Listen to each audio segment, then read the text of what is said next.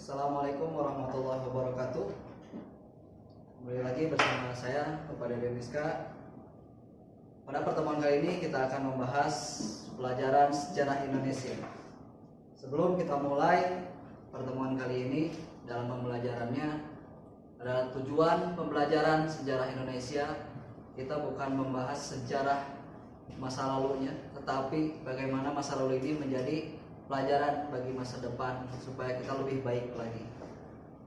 Di pelajaran sejarah Indonesia untuk SMA atau setara kelas 10 semester pertama, mata pelajaran wajib yaitu sejarah Indonesia.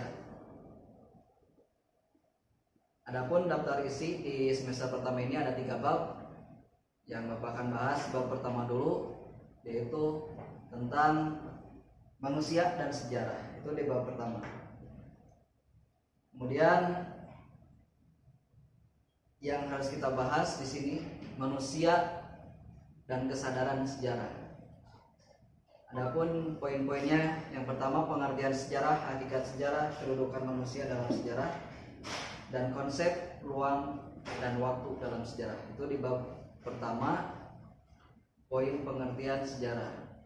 Kemudian yang B, kehidupan manusia dalam perubahan keberlanjutan, kehidupan manusia dalam dimensi waktu, perubahan dan keberlanjutan dalam sejarah. Kemudian yang ketiga, berpikir dengan perspektif sejarah. Di dalamnya konsep kronologis, diakronis, sinkronis, kausalitas, periodisasi. Oke, itu awal tujuan pembelajarannya. Baik, kita akan bahas langsung ke dalam pengertian sejarah. Pengertian sejarah secara bahasa, sejarah berasal dari bahasa Arab. Asal katanya dari kata sajaratun, yaitu pohon, yang diartikan pohon. Kenapa diartikan pohon? Karena pembelajaran sejarah di sini diibaratkan pohon seperti ini, karena pohon memiliki proses, tidak langsung jadi pohon tersebut. Yang pertama mungkin dari akar, kemudian batang, kemudian baru dahan atau daunnya. Itu proses sejarah. Maka sejarah itu ada prosesnya, tidak langsung jadi sejarah. Itu dari segi pengertian secara bahasa. Adapun dalam bahasa Inggris, sejarah adalah history, membahas tentang masa lalu. Itu dalam bahasa Arab dan bahasa Inggris. Kemudian diserap oleh bahasa Melayu menjadi sajaroh. Sajaroh yang artinya di sini adalah silsilah. Bagaimana proses silsilah ini? Diibaratkan pohon, akar terlebih dahulu, kemudian batang, tumbuh batang, tunasnya, kemudian muncullah di situ ranting dan daunnya. Itu pengertian sejarah. Nah, disebut lagi di dalam bahasa Indonesia menyebutnya adalah sejarah. Nah, disinilah awal kata sejarah tadi. Oke, next. Pengertian sejarah di sini, menurut kalian apa itu sejarah? Tadi dari secara bahasa tadi sudah ada. Di sini pengertian sejarah menurut Kamus Besar Indonesia. Yang pertama, asal usul, keturunan atau silsilah. Tadi sudah dibahas secara bahasanya. Yang kedua, kejadian peristiwa yang benar-benar terjadi pada masa lampau. Kemudian yang ketiga, pengetahuan atau uraian tentang kejadian peristiwa yang benar-benar terjadi di masa lampau. Itu pengertian menurut Kamus Besar Bahasa Indonesia. Lanjut, definisi sejarah dari berbagai tokoh. Yang pertama, dari Topus, sejarah tidak berkembang atau tidak bergerak ke depan dengan tujuan yang pasti, tetapi bergerak melingkar. Di sini banyak para ilmuwan yang ditampilkan di slide itu pengertian-pengertian sejarah dan definisinya, terutama bagaimana sejarah dalam peradaban manusia, catatan tentang manusia dan peradabannya dengan seluruh proses perubahan secara nyata.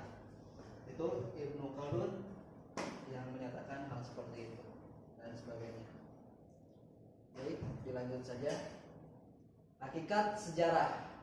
Nah, ini tadi dari pengertian, kemudian kita membahas hakikat sejarah di sini. Yang pertama, sebagai sejarah sebagai peristiwa Sartono Kartodirjo menyatakan setiap peristiwa selalu memiliki pengaruh besar bagi kehidupan manusia.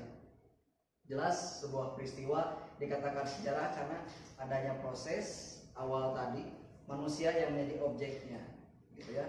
Sejarah sebagai peristiwa-peristiwa yang besar, kecil, itu yang menjadikan sejarah bagi masa depan kita.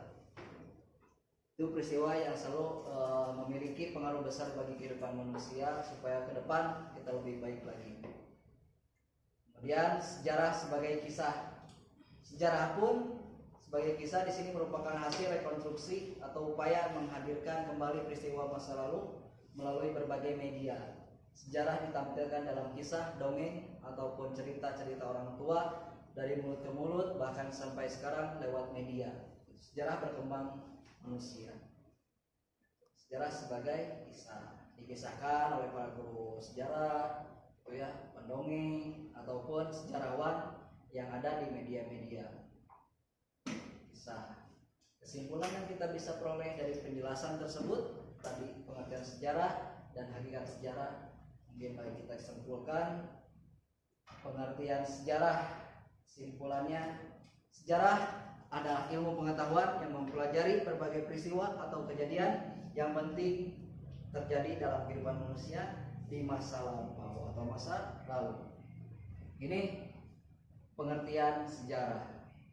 Ilmu yang mempelajari tentang berbagai peristiwa kejadian terjadi di masa lalu.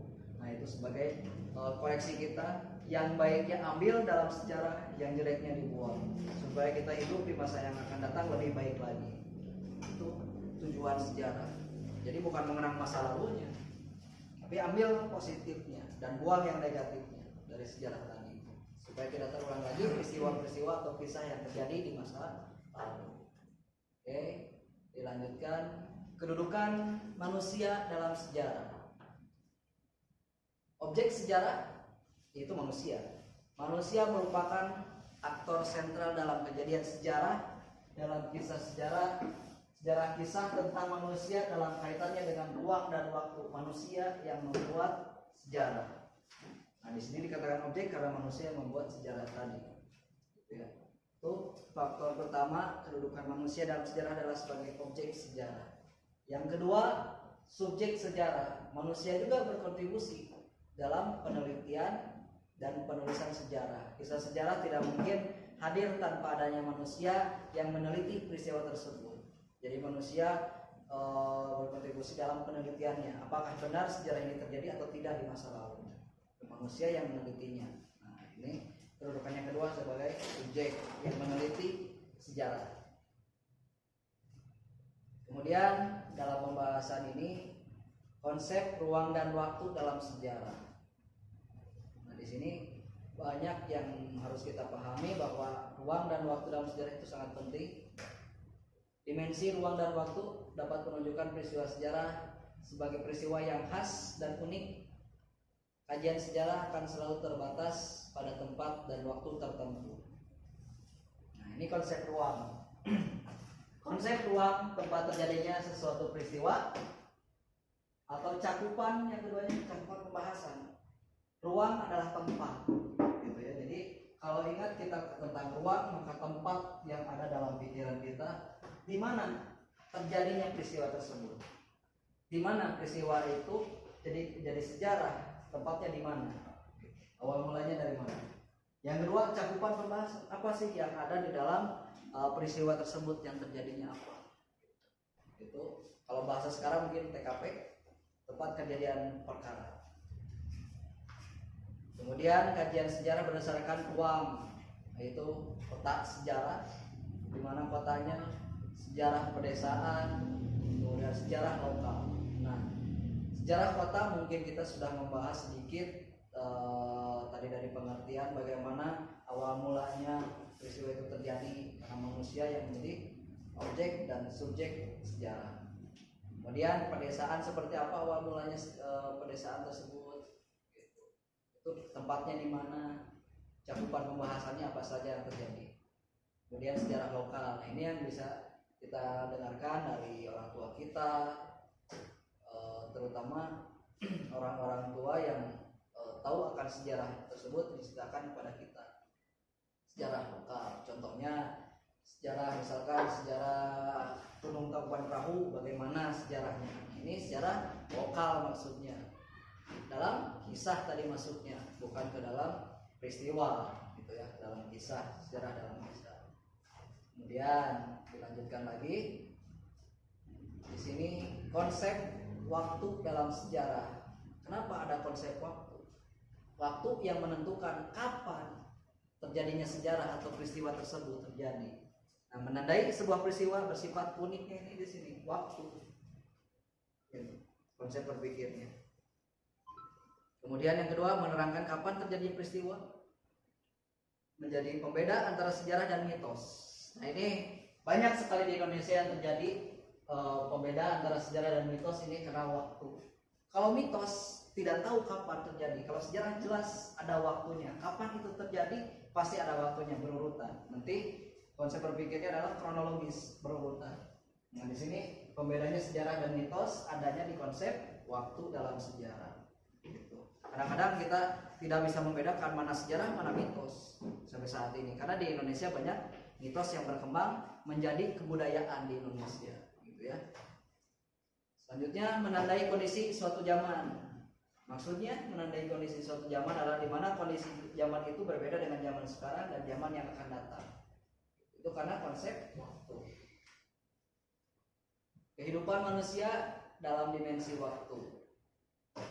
Nah, ini banyak kehidupan manusia dikonsepkan oleh waktu yang insya Allah Bapak akan bahas di pertemuan yang akan datang, lebih mendalamnya seperti apa gitu ya, lebih jelasnya seperti apa lagi kita akan bahas di pertemuan yang akan datang. Untuk pertemuan sekarang cukup sampai konsep waktu dalam sejarah. Itu pahami pembahasannya dengan sedemikian rupa supaya sejarah itu bisa kita menarik. Karena apa? Ingat kata-kata pahlawan di Indonesia, jas merah, jangan lupakan sejarah. Kenapa? Untuk merubah masa lalu dengan masa depan yang cerah, gitu ya. Dan perbuatan di masa lalu harus kita tinggalkan yang jeleknya dan ambil yang positif. Itu saja yang bisa Bapak sampaikan pada kesempatan kali ini. Sebagai penutup, wabillahi taufiq wal hidayah. Wassalamualaikum warahmatullahi wabarakatuh.